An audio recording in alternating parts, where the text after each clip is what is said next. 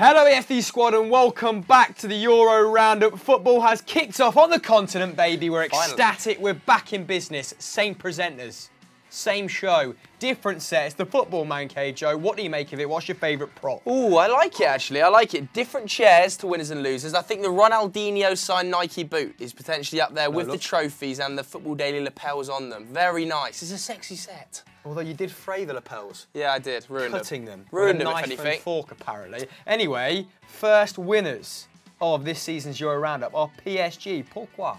Well, they got off to a good start to the season, didn't they? Obviously beat Cannes 3-0 in the opening match in the league. And last weekend they beat Monaco 4-0 in the Super Cup. So a great start for Thomas Tuchel and a great start for one of his new youngsters as well. Timothy Weah finally getting some game time at PSG. Came on at the weekend for Neymar and he scored as well, didn't he? So it's great to see one of the great footballing legacies in George Weah, his son continuing that. Obviously a real starlet out of the US men's national team. I think he scored 6 in 14, something like that for the under-17 men's national team, and he scored on his senior debut as well. So it's just nice to see him finally getting some minutes. He was, of course, linked to Chelsea quite heavily and nearly joined them. I think he might have even gone on trial in 2013, but that move never happened. He ended up at PSG and he's finally getting some minutes. I actually believe he's the 6th youngest goal scorer in PSG history. If you can name the other 5,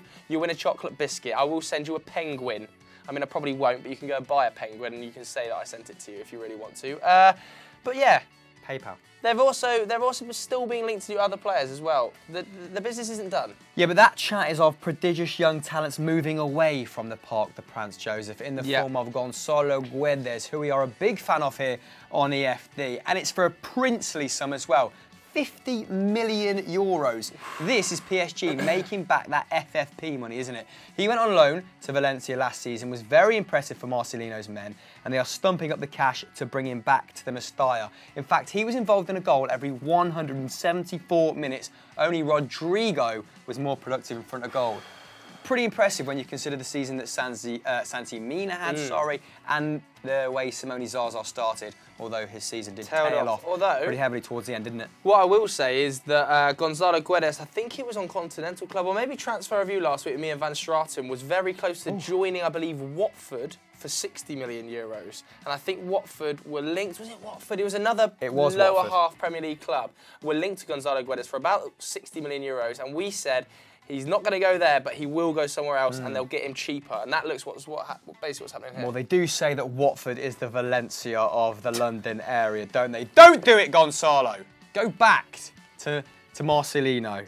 Anyway, someone else who might be departing the Parc des Princes of a higher stature as well is Adrian Rabiot. He also scored against Cayenne in that 3-0 victory. But after the game, Thomas Tuchel told Canal Plus that he's not certain his future remains at PSG because he won't sign a new contract. Now, we know that he is infamously hard to deal with. His mother is his agent, and apparently she's a bit of a battle axe. That's polite way of putting it. Polite, okay. Barcelona is seemingly the most likely destination. Now, he's only got 1 year left on his contract, so I don't think they'd have to overpay for him. Great signing by But PSG would be in a strong negotiating position, wouldn't they? He would. He'd be a great signing by Barcelona. I think he'd really... Languid, love him. Fluid, can play 6 or 8, can play in a 3. I think he's even adept at right back, is he? Or left back as well, I think, occasionally. So I'd be excited to see Rabiot in a Barcelona shirt. I think he'd be a great option for them if they can get him out for anything less than 50 million euros. Correct. We have got a bit of good news, though, for PSG fans. They have nearly, it would appear, completed a signing for Thilo Kehrer from Schalke, with the young defender set to join for 37 million euros. Now, he made 27 Bundesliga appearances last season, averaging 4.2 tackles and interceptions per 90, and was part of Germany's triumphant under-21 squad in the Euros last year. So he comes with a certain degree of pedigree. Definitely. This is a highly sought-after youngster. I think that probably means the end of their pursuit for Boateng. Obviously, he's been heavily linked for a similar sort of fee, maybe a little bit more. Obviously, massive amount more wages, though. Yes, I think that is what is putting people off Boateng, including Manchester United. Definitely. Talks of £250,000 a week for a guy who's not played over 25 games in about 7.5 years. Not accurate, don't quote me on that.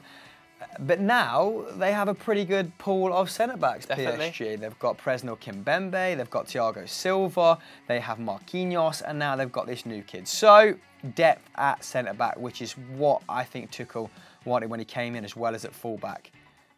I'm not sure they've really ticked those boxes. Yeah, I don't think he's quite got his full-back areas how he wanted them when he first arrived at the club. And the window is closing pretty sharpish. You can't get anyone out of England, obviously, because clubs just won't sell now the window is closed.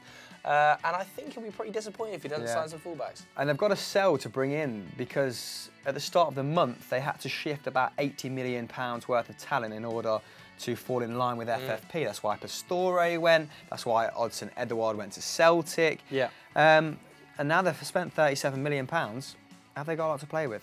Probably still find a way around it. Yeah, still haven't got rid of Di Maria either. Probably loan them for a year. Although Di Maria did start the season very well. Did he? Banging free kick. Wow, that's a bit So, you know. I don't know if that was a friendly. Anyway, can anyone run PSG close this season?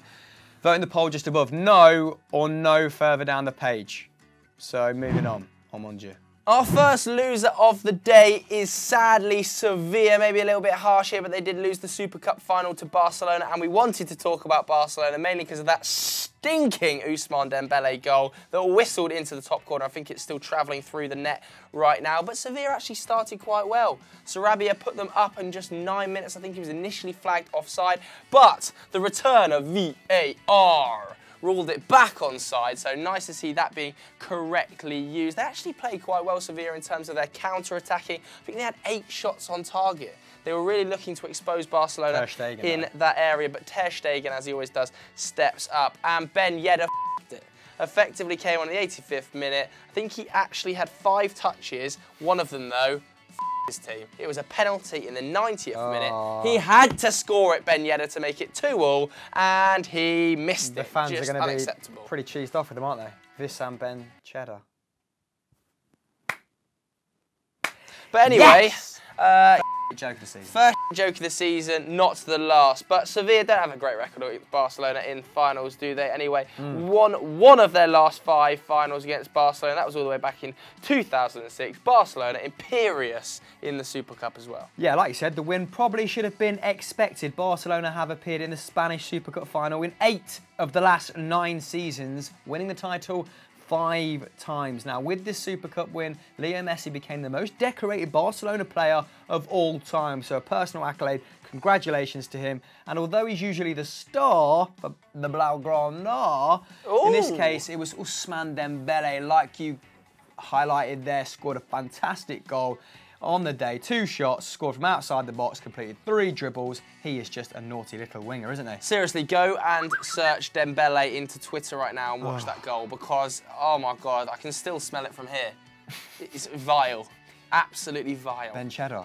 Anyway, Dembele, one of our favourite aspects of his game is that he's really, really two-footed for club and country. With his left foot, he scored 12 goals and assisted 17. With his right foot, he scored 16 and assisted 16, subsequently making him an absolute nightmare to mark. A weapon. And if Valverde can't make it work this season with him, then Valverde should go, Dembele should stay and be a future Barcelona legend. I think he's going to be future Ballon d'Or winner. There, said it. Ooh. Absolutely mesmeric player. Anyway, Barcelona faced Boca Juniors on Wednesday in the Joan Gamper Trophy. Was that the guy who founded Barcelona? I believe it was. If I'm wrong, let me know in the comments below.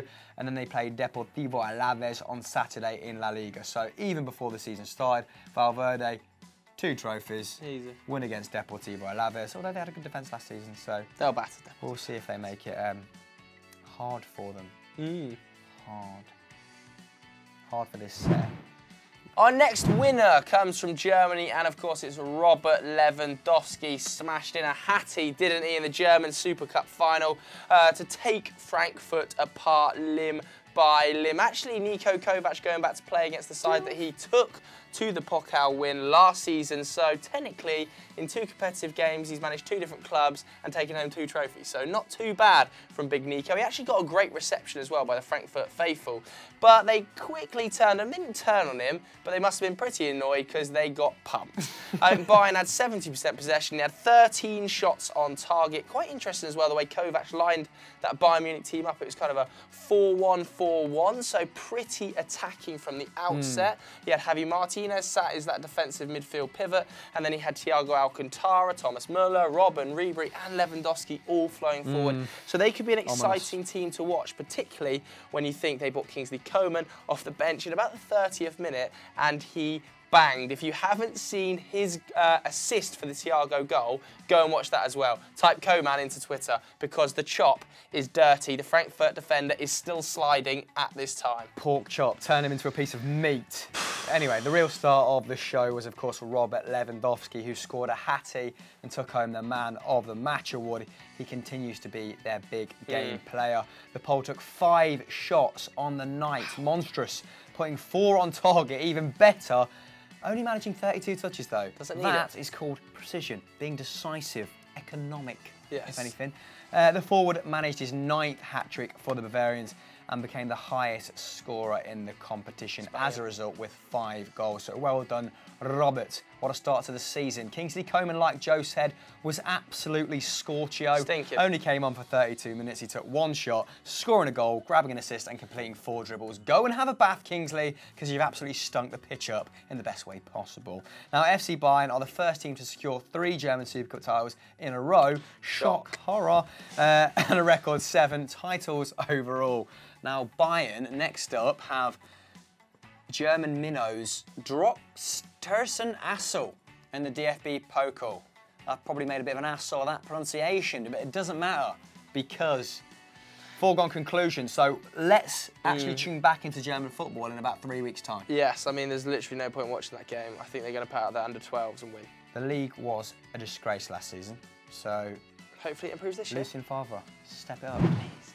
Our final loser then, it's Patrick Vieira, of course, just taken charge of Nice, and he lost his opening game 1-0 to Rennes, who have just returned to the top flight as well. Moussa Doumbia, no, not the old CSKA striker, was the hero for Rennes. He scored inside of 2 minutes, and then Nice, despite battering on the door, could not knock it down. Sounds like in an part, awful game. I know, in part down to Youssef Atta, the 22-year-old Algerian up front, just struggled to make a real impact, especially when Mario Balotelli still hasn't been involved in this squad. He is still at the club. They can't find a suitor for him. He has had loads of offers, but no one's going to match those massive wages he wants. They actually had 71 possession and 19 shots in this game, Nice, but only 1 on target. It's no surprise they've now lost their opening game 6 times in the last 8 seasons. Wow. Vieira needs to turn it around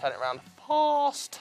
Yeah, and it's going to be much harder without Mario Balotelli, who's really spearheaded that Nice attack in the last couple of seasons. Scored 33 goals in the league since he arrived at the club and reinvigorated his career, didn't he? He supercharged Nice's bid for Champions League football in his first year, along with Seri and Player. They've left. He's kind of at loggerheads with the club over wages. He wants out. He's been linked with a move to Marseille, but apparently Marseille don't want to pay the wages either. He was linked with Napoli. De Laurentiis came out recently and said he doesn't want him at the club. Why would he? He's got Arkadiusz Milic. So it's just a bad situation for club and player at the moment. 100%. Because Nice aren't scoring many goals. They're running out of talent. Marseille managed to keep hold of all their players pretty much until they sold who to Fulham on the last day of the season. Completely forgot. Doesn't matter. Let's I know who you mean, yeah. But for 22 million, wasn't it? Midfielder. Lyon kept hold of all their players.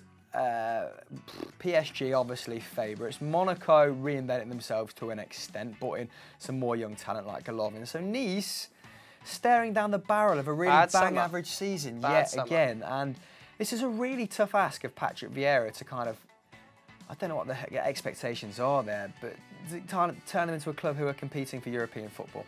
What do you guys think? Nice fans, what do you make of your summer, your start to the season? What are your aspirations? Ligue 1 fans? How many points is PSG going to win it by? 100? Yeah. So that was the Euro roundup this week. A lot of big leagues start next week and the week after, so the lineup is going to be jam-packed throughout the course of the season. We're glad to be back. Thank you for joining us. If you've got any questions, stick them in the comments below. We'll endeavour to get back to you. Joe, what else is happening on FD, FDFC? Maybe even balls up if people are feeling lucky. Ooh, well, we'll start with FD because Winners and Losers has just gone live. Catch all of the Premier League big news over there. Balls Up, we've just done a collaboration with KSI. You can go and check that out. It's a good little Agony Uncles video. FDFC, there's plenty of content coming. In fact, we're hoping to bring you games every week soon. Personal Mastermind as well with Ryan Sessegnon, that's going up. Yeah. So, look, bye.